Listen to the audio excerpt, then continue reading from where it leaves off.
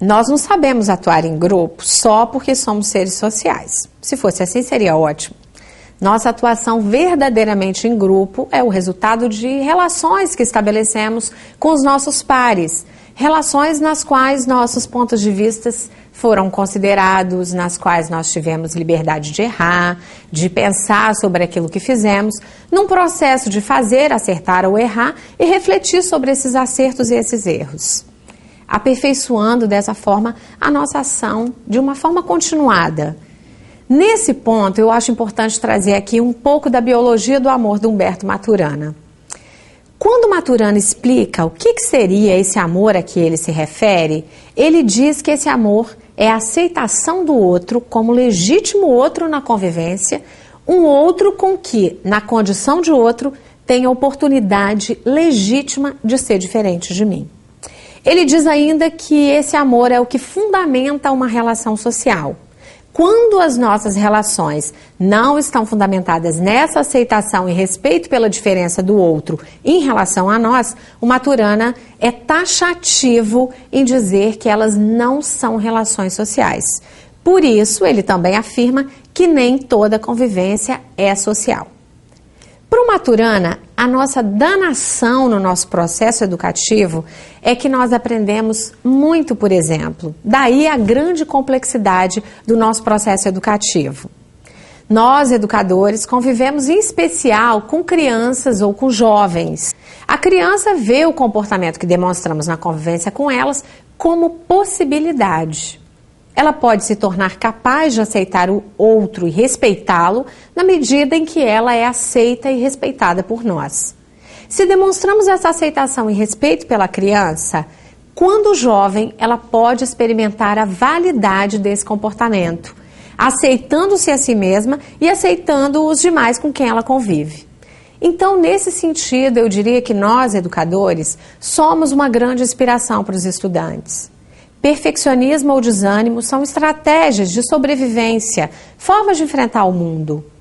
Poucas vezes nós paramos para pensar o que é que pode estar por trás da corrida insistente em busca do perfeccionismo. Por trás dessa atitude, nós podemos encontrar crianças ou jovens que foram obrigados a dar nada menos que 100% para receberem a aceitação de pais, de professores, de pessoas que eram queridas para elas, que eram importantes, que eram referências. Para essas pessoas, errar não se constitui uma possibilidade. Errar gera menos aceitação, implica ser menos bom, menos aceito, gera culpa. Mas não é possível acertar sempre. E uma hora, o perfeccionismo começa a vir acompanhado de um cansaço. E esse cansaço provoca irritação, esgotamento, intolerância.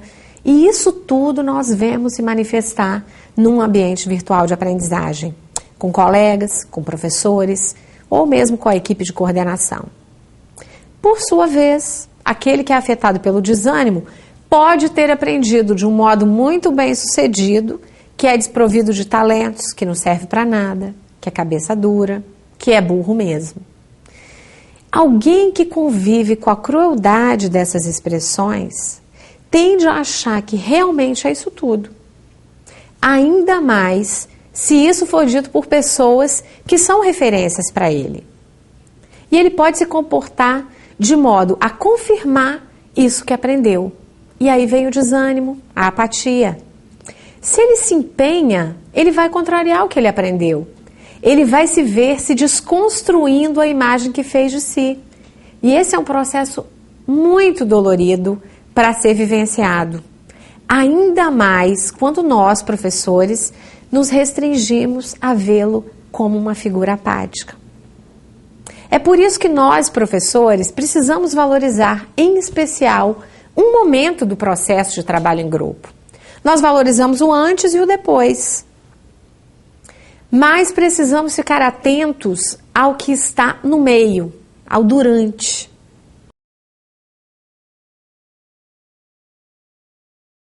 Em trabalhos em grupo, na maior parte das vezes, nós, educadores, participamos apenas dizendo no que consiste essa atividade em grupo, anotamos a composição desses grupos, quais são os integrantes, e depois nós só voltamos no final quando o resultado é apresentado pelos estudantes. Talvez nós ainda não tenhamos atentado para o fato de que a caracterização de nós, humanos, como seres sociais, não se traduz numa preparação automática para a atuação verdadeiramente cooperativa. Então, na nossa cabeça, nós imaginamos que se o produto foi bom, o grupo também deve ter funcionado bem. Mas o trabalho em grupo é um processo de negociação. E é importante que nós acompanhemos mais de perto essa atuação negociada. Quando acompanhamos durante a realização do trabalho em grupo, nós temos a oportunidade de perceber os conflitos que surgem e orientar os estudantes para gerenciá-los. Precisamos ajudar os estudantes apáticos a sentir que eles são parte importante na resolução da atividade e que o trabalho deles é valioso nesse sentido. Os que tendem a optar por carregar o grupo nas costas, porque desistiram de mendigar a colaboração dos que estão apáticos, também precisam da nossa orientação. Pode ser que eles tenham aprendido que a sua aceitação depende sempre da nota máxima.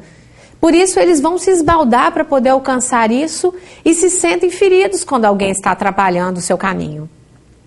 O professor precisa fazer um acompanhamento de perto do processo de trabalho em grupo.